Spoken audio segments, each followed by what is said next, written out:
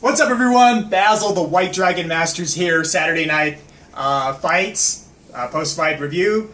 As you can see, I'm wearing my UFC jersey, so you obviously know that I'm going to talk about one of the most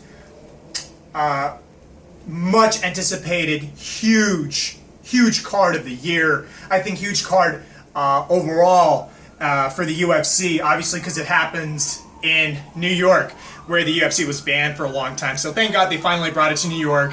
And there's nothing better than bringing it with Conor McGregor and Eddie Alvarez, right, as the main event. So UFC 205, guys, post-fight review and analysis by the White Dragon. As you all know, for those who are joining in today, as you all know, I don't really cover every single fight. I only cover the last 3 fights. But for this specific card, I'm going to make it an exception. I'm going to cover the last 4 fights because one of those fights was also for somebody who was going to take, whoever was going to win that fight was going to go and fight for the title. So, all right, let's get right into it without any further ado. Okay, here we are. Let's start off first with Chris Weidman versus Yoel Romero. I already knew from the very beginning, and usually, as you may all know, of course you know, and again, those that are joining in, I'm an MMA coach. I'm a martial arts Hall of Famer by the grace of God, and fight choreographer of the year. I'm an actor, I'm a singer, I'm a professional fighter. I've been a professional fighter all my life in different arts. So I'm giving you my professional coach / fighter opinion. I've been doing it for 28 years or 30 years now, if you count my baby age. So everything I say, guys, is my professional opinion. You absolutely have a right to disagree with everything I say. But just be nice about it. That's all. If you like to comment, feel free to do so. Just be nice about it. It's my opinion versus your opinion. Different opinions. Anyway, let's get into it. Number 1, first fight. Chris Weidman versus Yoel Romero. I already knew from the get-go, just by looking at everything and how Chris Weidman's performance has been in the last couple of fights, Yoel Romero as well. I knew that Chris Weidman was. I didn't think that this was going to be a fight that he was going to come out successful with, just because just because we saw Chris Weidman knock out Anderson Silva, and the fact that he's a great wrestler doesn't change the fact that that Yoel Romero has this finishing ability with one shot, one kill type of mentality. Now let's get real, guys. Yoel Romero is a cheater. He's been a cheater. He obviously got busted for steroids. I'm sure those of you who follow the UFC know that he got busted for steroids. By looking at his body, I still feel like he's still doing something. I'm not going to judge him because he obviously came out clean, and he came out clean enough to be in the fight. We don't know what USADA's going to see after the fight because they also like to test people afterwards. But just sometimes you can look at someone's physique and you could just give one look at a guy and you can frown and you can say, wait a minute, man, something's not right. Kind of like when you looked at Overeem's body. Kind of like when you started looking at John Jones's body when he started lifting really heavy weights and you saw the extreme cosmetic changes in a very short period of time. Same with Yoel Romero. He obviously doesn't look like a natural martial artist or a natural, even if he was a natural weightlifter, I wouldn't say that. So you look at Chris Weidman's body and you look at his body. I still feel that he's still juicing, and I think that's the edge that he has over people. We'll see. But obviously, innocent until proven guilty. So the fight went on. I have taken notes, and I'll refer to them if I need to, but I don't think we need much referral. I think from the first few rounds, if you look at, according to my notes, if I see round 1, round 1 and 2 was pretty much, I feel that Chris was doing a great job scoring. I mean, his scoring, he was kicking, he was punching, he was hitting Yoel Romero. But obviously those were just, they didn't feel like he was in trouble at all.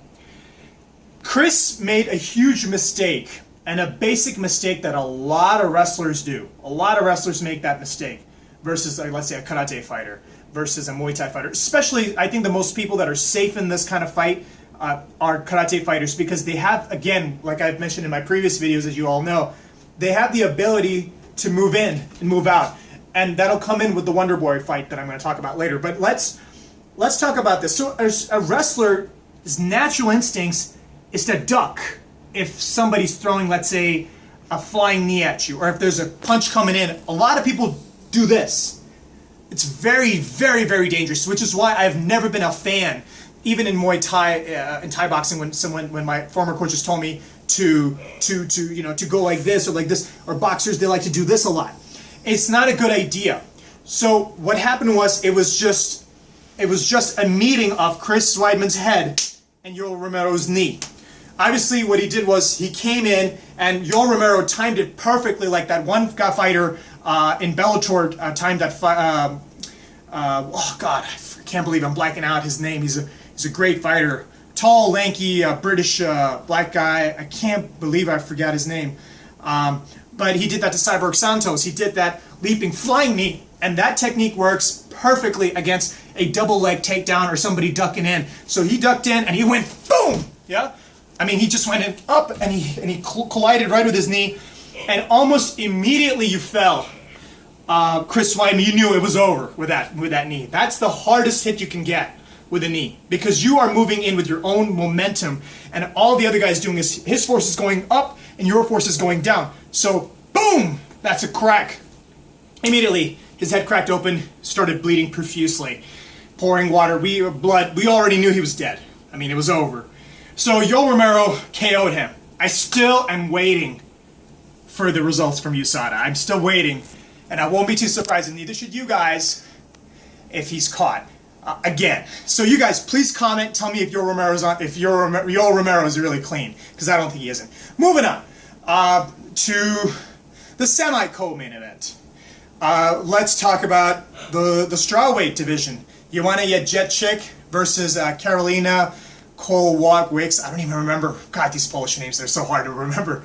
But Joanna versus Karolina. I was obviously with the underdog. I was with Karolina. I wanted her to win.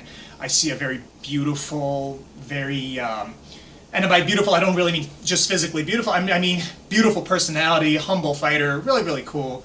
And it's never happened in history that you've had two Polish girls. I mean, it's never happened in UFC history that you have two. I mean, you've seen two Americans, you may see two Canadians, you may see two Mexican Americans. I don't know. You may see two Brazilians, but you never would hear about two Polish girls, strawweight, fighting for the title. One retaining the title and one fighting for the title. It was definitely history, and happening at UFC 205 in New York for the first time. So obviously that was history right there. But Joanna Jedrzejczyk, obviously very, very skilled stand-up artist, 7-time Muay Thai champion, extremely great with her techniques. Like I said, very, very crisp. Some people are. Here's the difference, guys. You tell me the difference. This is one fighter, okay? And this is one fighter. That's the difference. Some people are natural martial artists. People that start traditional martial arts from a long time, like Muay Thai, Karate, Kung Fu, Taekwondo. They have that natural crispness in their punches, boxing, stuff like that. People that you can see that there are some people that are trying and they're unnatural at it. Like Karolina, her moves were slow, like Bech Kohea, Karolina. But Joanna Jedrzejczyk, extremely crisp with her technique.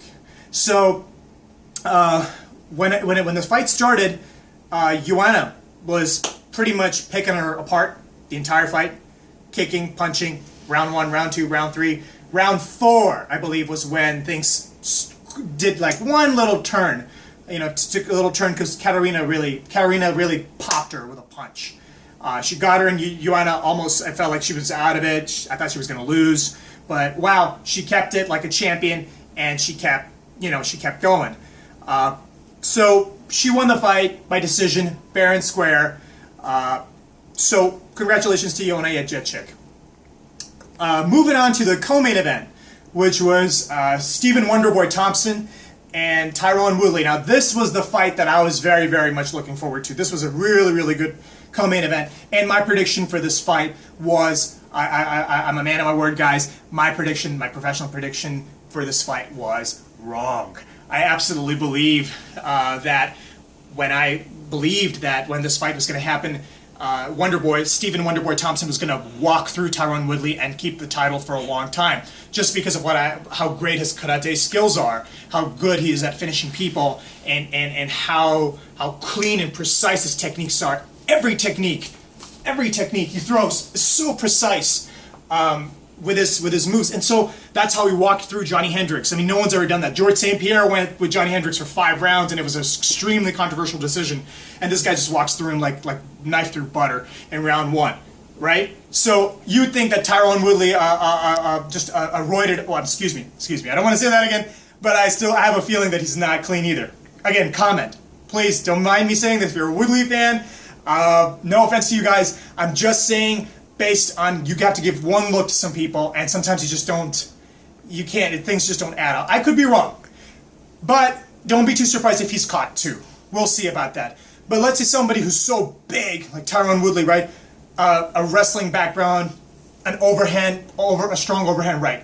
Boy, was I wrong about this fight. This fight shocked the hell out of me, because I didn't expect Tyron Woodley to stand toe-to-toe with Wonderboy. Like, nobody, you're an idiot if you're going to stand with a karate champion or a Muay Thai champion toe-to-toe, and you're not a foundational striker if you come from a strong wrestling background. So it was very odd. But, you know, to my surprise, he stuck toe-to-toe, and he beat Wonderboy Thompson, and he knocked him down. He punched him a few times and knocked him down. One of the reasons why Wonderboy was doing, I mean, I don't like this. I come from a very strong stand-up background, guys. I have black belts in numerous arts. One thing I can tell you is, even if you're a karate fighter, Machito had a better stance. He had a better stance than Wonderboy. Wonderboy likes to stand like this. Now I remember the guy's name, guys. It just came to me. Venom Page. Michael Venom Page was the one that did the flying knee. I just remember him. I couldn't believe I blanked out. He's such a great fighter. But Michael Venom Page too. He likes to stand like this.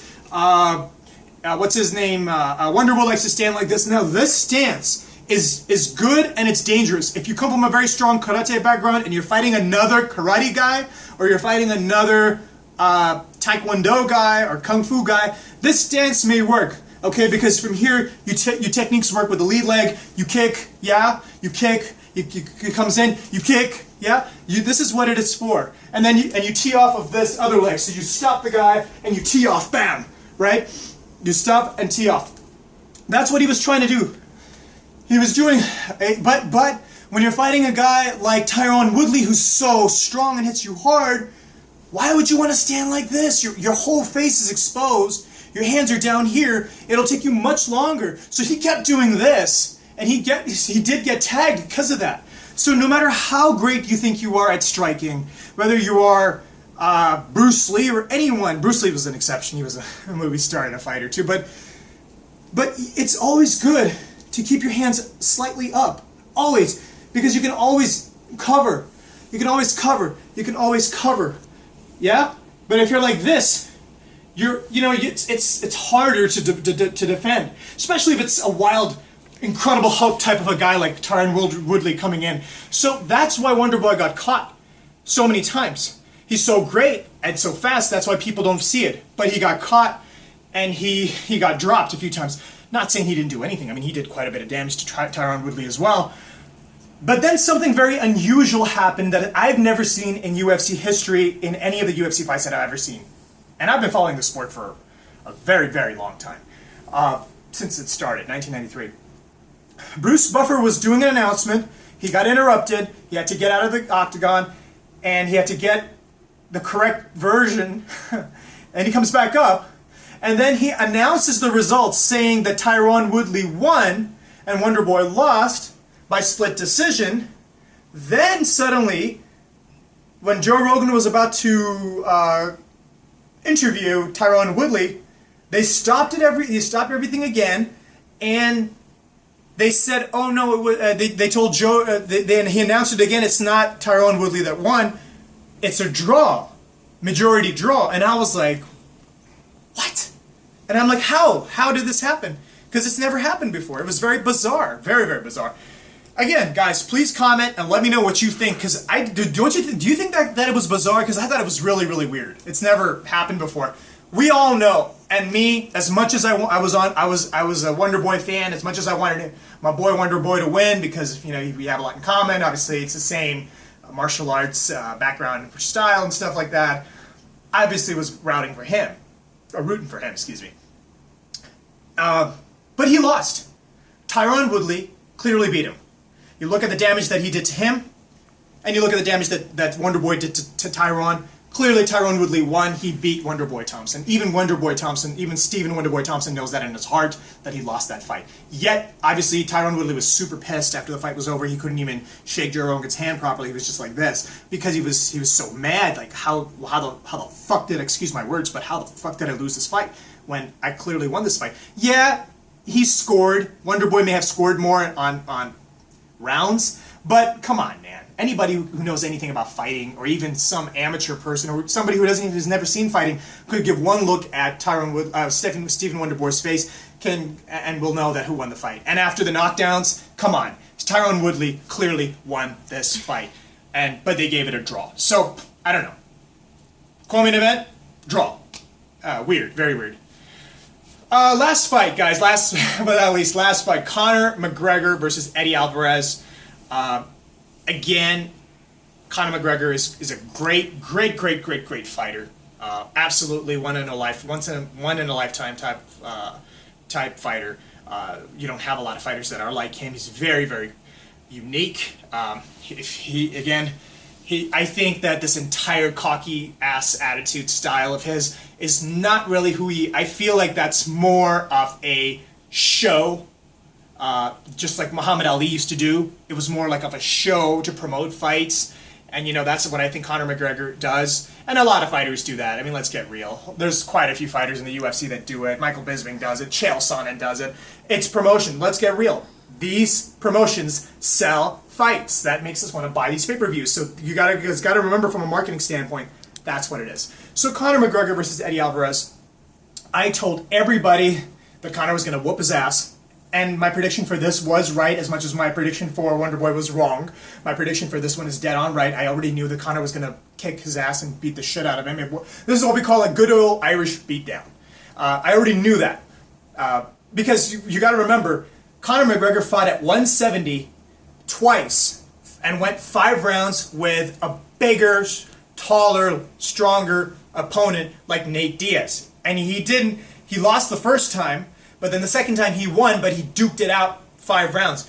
So from 170, obviously when he drops down to 155, that's a huge difference. And if he's deadly at 145, you bet your ass he's still pretty dangerous at 155. It's only a 10-pound jump, but it's not 170. So for his body structure, 155 was great. He's much more lethal and dangerous. And again, what I'm telling you guys, if you have a trilogy with Nate Diaz at 150, Conor will KO Nate Diaz at 155. You watch. You heard it here first. But that's what I think, my opinion. Anyways, coming back to 155. Never been done before. 2 belts. History in the making. Madison Square Garden. Rising star. Irish boy. I mean, can it get any? You can't write this stuff. It's as picture perfect as it can be. Eddie was no match. Eddie was no match for Conor.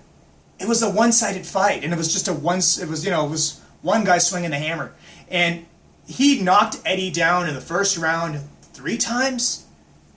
And Eddie is known for his durability, but I just think his body had weight on him, man. I just think that his body was worn out from all that beat out, and I just don't think that he could even deal with Conor's power. He had no answer. He was sluggish. He was slow. And Conor has this one amazing move. So Conor's a southpaw, right? So if you're an orthodox, you stand like this. If you're a southpaw, you'd stand like this. So an orthodox fighter such as myself would use his right hand, right side. His is the opposite, so left hand.